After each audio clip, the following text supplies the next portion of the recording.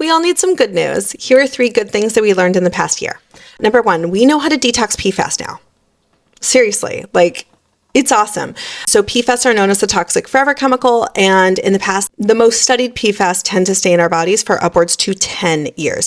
For the most part, there has not been an effective way to actually detox it that a doctor might be able to prescribe, right? Or you might be able to do at home. And that's been very troublesome considering that they're linked to so many different types of cancer. Cholestyramine reduced the amount of PFAS in people's body by 60% in only a few weeks. That is really, really huge. This is something you would need to get prescribed from your doctor, but considering that it was super effective and readily available is kind of amazing, okay? But other things that you don't need a prescription for that also showed very good efficacy were probiotics. This has now been backed up in multiple studies, okay? So this is different lactobacillus strains that you would be able to get in yogurt and kombucha and aqua kefir and dietary fiber, eating lots of fresh fruits and vegetables and things that are high in fiber and not juice. You need the actual cellulose, right? The vegetable cellulose there. And a recent one was oats. And specifically, it was the beta-glucan, the B-glucan. That component within the oats showed to increase the amount of PFAS that we detoxed from our body. Okay, cool. So the second good thing that we learned this year is that there's a lot of ways that we now have to break down PFAS in the environment.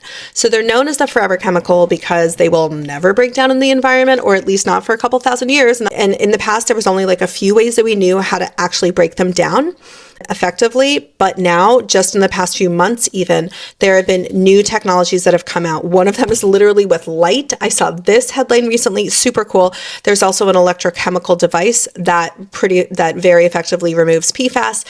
All of these things are just going to get us closer to a world where we don't have to worry about it, okay? And then number 3, there are lots of ways to destroy microplastics. So microplastics are the physical pieces of plastic that come off of plastic. Plastics, again, are really bad because it carries in all the chemicals from plastic, not just PFAS. And yeah, they're in everywhere and everything, and it's really horrible. Oceans, clouds, animals, our brain, right? Really bad.